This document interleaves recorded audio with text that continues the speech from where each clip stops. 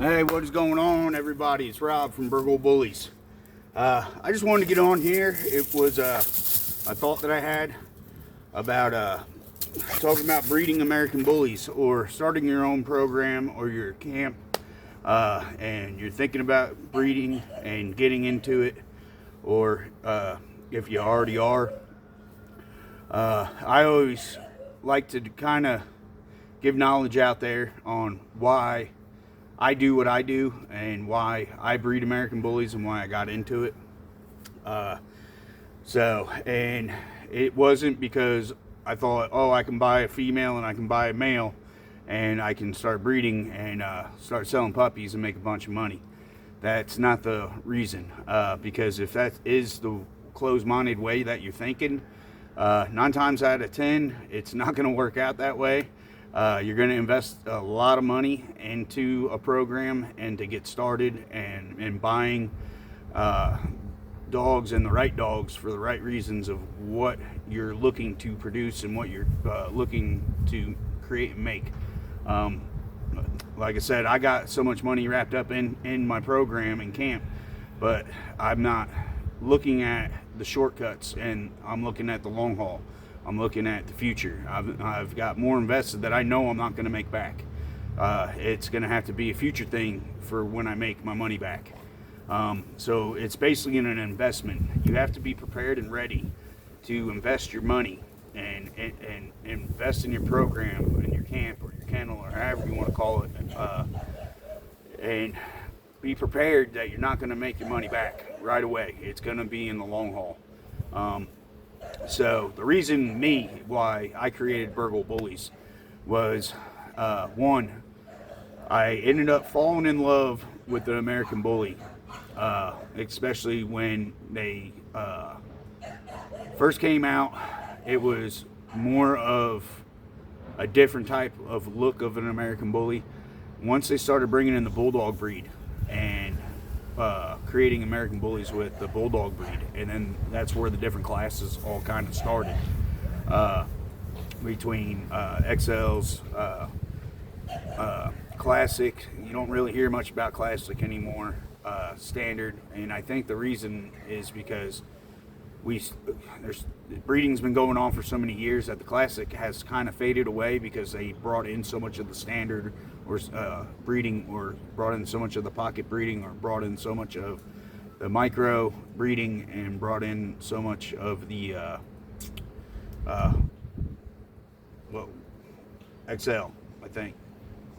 I had a brain fart, sorry. I forgot what other class I didn't mention.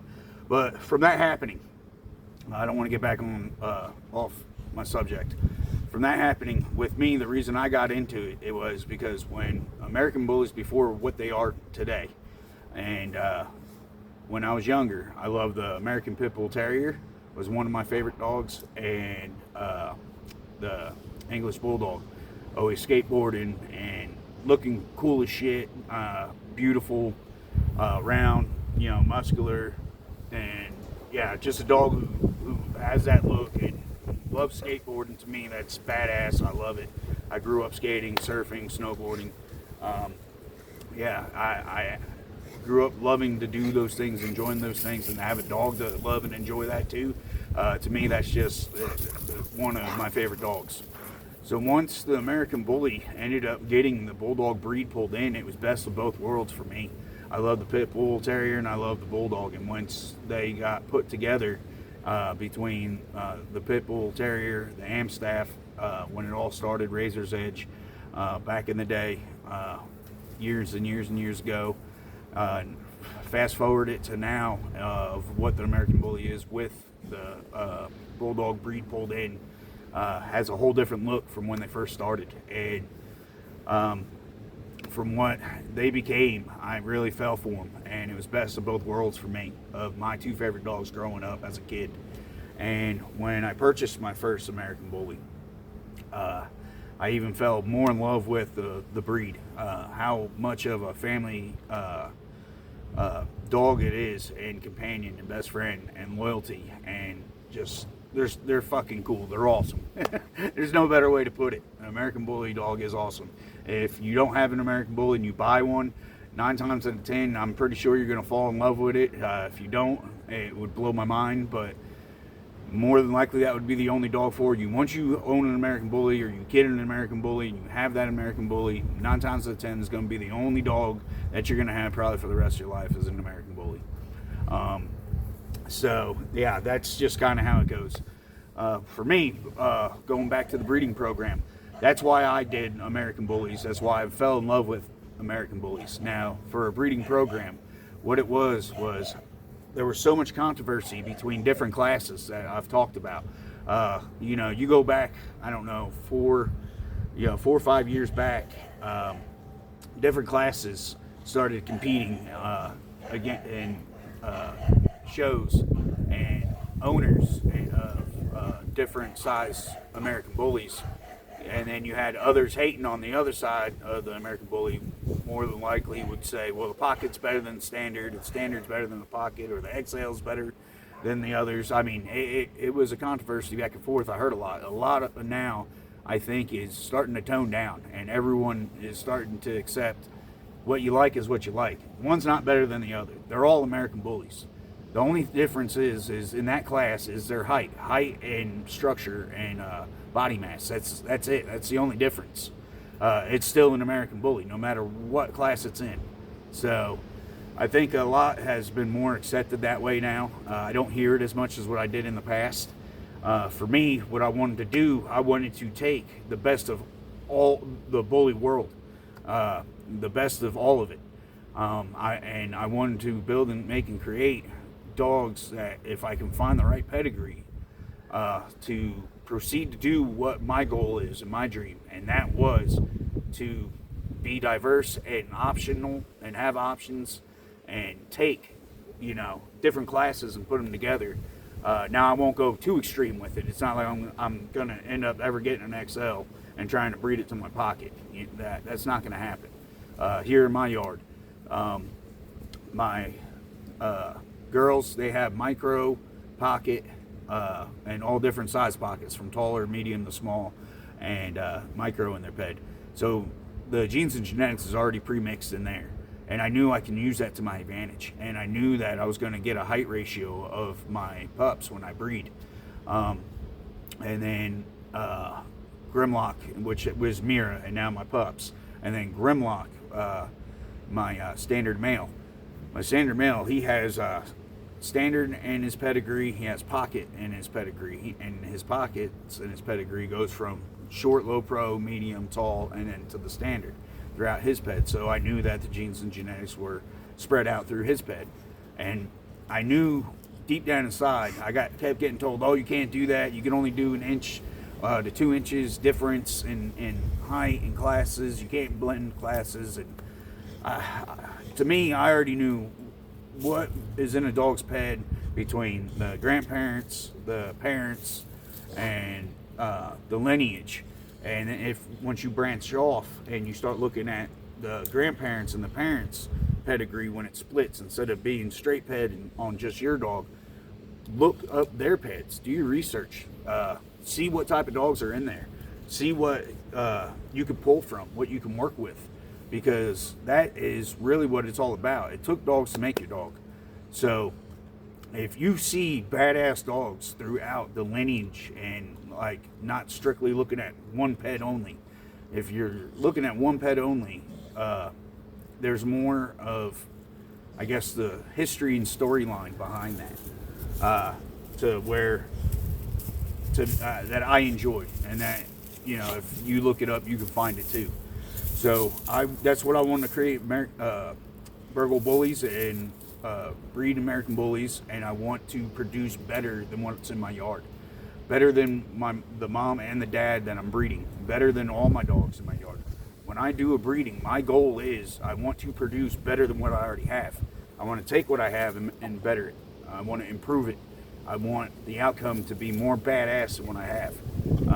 And when someone buys an American Bully from me, one of my other goals in my program here is when that dog ends up coming to you and you're out showing it at the stores or walking it at the park or down the street, and people stop and ask, damn, where'd that dog come from? and you can actually say Burgle Bullies proudly, and that makes me proud. It makes me know I did my job. I did what I was out to do. I set my goals. My goals have succeeded, because you're getting compliments now from one of for your dog that came from Burgle Bullies, for me putting together and planning and doing the breeding and having my goals set at a certain level, and I'm trying to succeed that level. And once I finally, hit and succeed that level, I know I did my job and my whole purpose of breeding and why I do what I do. So, yeah, I just wanted to talk about that on breeding programs. Why breed? Why to get into it? Why do you want to do it? Because if it's just the fast money and the dollar sign in your mind and head, 9 times out of 10, you're going to fail. You're not going to succeed. You're not going to gain back your money you have invested quickly. It's going to be timing. Just between buying pups and waiting for the female to be old enough with second or third heat with your male, buying your male and waiting for a year for them to be able to breed. It takes time. It takes money. It's expensive, but well worth it in my eyes. For a passion and a dream. If you don't have a passion and you don't have a dream, I wouldn't do it. I wouldn't get into it. It's around the clock work, especially, you don't have a day off. Those are downfalls. You don't really hear too much of the downfalls about breeding. You always hear the up side of it from other people. I hear on their videos. When you're breeding American Bullies, it's a full-time job around the clock. It don't stop. It never does. You can't pick up and go on vacation. So if you're a vacation goer, you might as well kiss that goodbye, because the minute you get into having a program at a camp, you got too many dogs to worry about, take care of, cleaning. You're cleaning non-stop. There is no weekend. There is no, oh, well, I can only do it this day, not this day. No, it's every day. It's an everyday routine. So vacations are no-go. Between mud on the snow and the rain. If your grass isn't real thick and good and strong, you're going to get a lot of mud. So there's even more baths, more cleaning.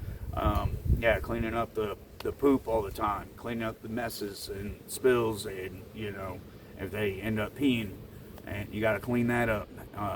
Not in your yard, but I'm just saying in the house. Whelping puppies, that's a whole nother ball game. That's getting up every 2 hours, making sure that they're latching on the mama and they're getting fed, and that you have a good mama.